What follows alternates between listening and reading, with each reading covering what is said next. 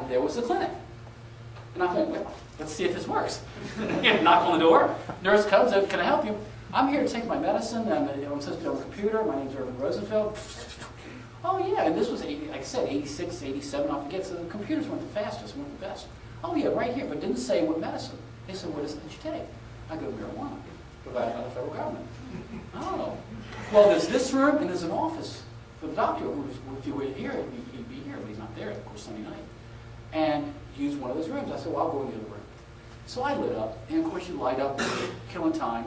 And I look, and there's a bookshelf with about 300 books, and there are 2 books on the bookshelf. And one of them was Medical Use of Marijuana by Dr. Norman Zinberg. I went, irony of all ironies. Went to the nurse, got a notepad and paper, and a pen, and wrote a note to that doctor saying, one of the 2 federal patients in the United States is using your office tonight. Now, let's see. Another funny story. Oh yeah, this is a good story. I was flying to St. Louis to be with some clients. They're hunters. They're big hunters. Kind of like y'all, people out here. They hunt all over the world. And then once a year, they have a big cookout where they cook everything. And all their friends from all over the country come, and they invited me to come, even though I never hunted with them. I figured, why not? I love game and stuff like that. My neighbor was a hunter in Virginia. And so we did that. And I went out there. Before we got there, I'm at the Fort Lauderdale airport. And there's a dog on a 25-foot leash sniffing all the luggage that's in front of us and the person. And I'm thinking, this is going to be fun. I've got my bag in front of me with my tin can with 5 ounces of marijuana in there approximately, plus my baggie with my 10 or 12 joints, plus my roach bag with like 6 roaches in there. So the dog finally comes to our counter, people in front of me, nothing, sniffs my bag, nothing, sniffs me, nothing. Goes to the next counter. And the cop's in uniform, 25 feet away, or 25-foot leash the dog was on. So I yell at the cop, I said, excuse me, officer, is that dog trained for bombs or for drugs? And I'm yelling at kind of because it's 25 feet away. He said, for drugs. I said, well, I'm one of the federal patients for medical marijuana. I've got about 5-6 ounces of marijuana in my bag. Bring the dog, put it back in my bag. So the cop, from 25 feet away, he's hearing this. Okay, he orders the dog. Like, he just hand signals. Okay, dog comes back, goes in my bag, sniffs my bag, nothing, looks at me, locks into my wallet in front pocket. He says, you've got drugs in your front pocket. I go, officer, I have residue all over me. I said, but no, I don't have anything in my front pocket. Everything's in the bag. Put the dog back in the bag. Well, now the cop comes close to me. He says, my God, you reek of marijuana. So I said, well, yeah, I just smoked 2 joints coming here. But again, I've got nothing on me. Everything's in that bag. Put the dog back on the bag. Puts the dog back on the bag. The dog sniffs the bag all over, nothing. Turns again and knocks in my wallet. I look at the officer, and of course, people all around me are listening and hearing this. I look at the officer and said, officer, I think you need to retrain your dog. Breaks the dog off of me and walks away. Doesn't ask for any identification, nothing. Okay, so there's a story of being a federal. Some of the things you can get away with a federal patient. Another time, I'm paying a toll. Near my house, so I just lit a joint. It's cold, so the window's up. So we get to the toll booth, and you got to throw a quarter in a basket.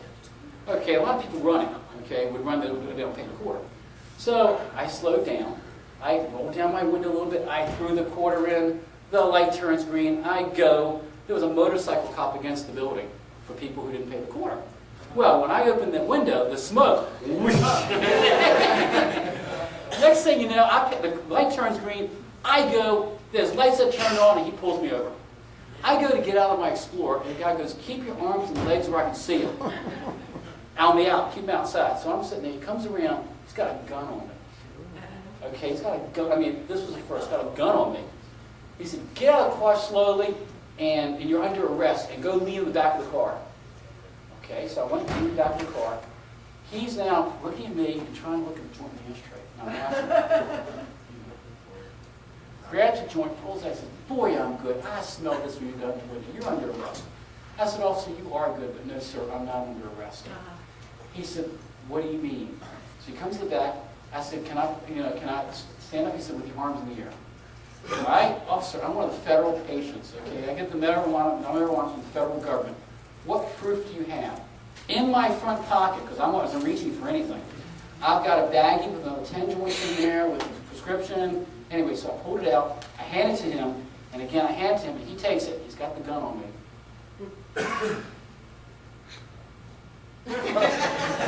This looks official. So officer it is. And and he said, but you can't drive with this. I go, yes, officer, I can. I showed him the protocol. It says I can operate dangerous machinery as long as I'm not intoxicated. Since I get no euphoria, that was it. So then he said, how many people in the country do this? I said, well, there are only 4 of us left in the country that can, well, there was 5 of us, but I'm the only one of the 5 that drives. Gee, I wish I was that lucky in So he let me go. They let me go. Let's see. What's another interesting story? There's a lot of them, of course, you'll read about in the book, but the point is this. I've tried to lead the way to try to show the right way a patient does things. And it's worked. I mean, y'all are proof of that, but it has worked. And so therefore, you just need to carry on with what I've done and set a good example. So now with that, I think I'll take any questions anybody has. What do you do with 150,000 joints a year? 120,000 I've gotten in the 28 years. Oh. Because again, 300 every 25 days, okay? So if you just, that's about 4,000, 4,500 a year, about 4,500 a year. So you multiply it out. I smoke them. That's what I do. And I even keep the roaches, and I re-roll the roaches, and I re-roll the marijuana. So they're in marijuana heaven right now. Yes? Do you get seeds in your medication? Occasionally seeds do grow. I'll tell you that story. Occasionally there's seeds in there, but not that often.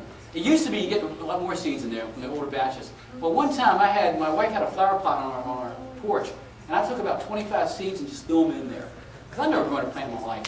Sure enough, damn if like all 25 didn't sprout. Okay, these things are growing, and they get about yay big. I'm thinking, well, that's kind of neat looking. I'm not going to do anything. My wife, and I'm working now at a brokerage firm about 5 minutes from my house. My wife calls me one day and says, Irvin, the police have surrounded the entire neighborhood. They're going through all the backyards. They're looking for somebody. And I'm thinking, oh shit, I've got those in my back porch. Okay, they walk through my backyard, they see these.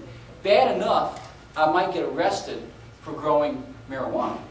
Okay, but even worse, of getting accused of growing government marijuana.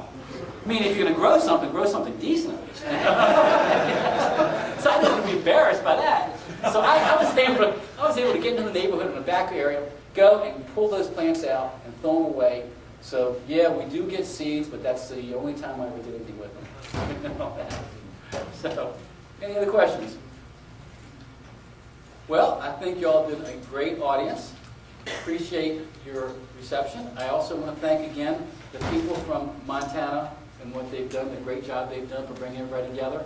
And I'm hoping that this will be the first of many, many more annual events that they have. And each year grow into where one day you've got one of the best organizations in the country. And everybody come and get my book.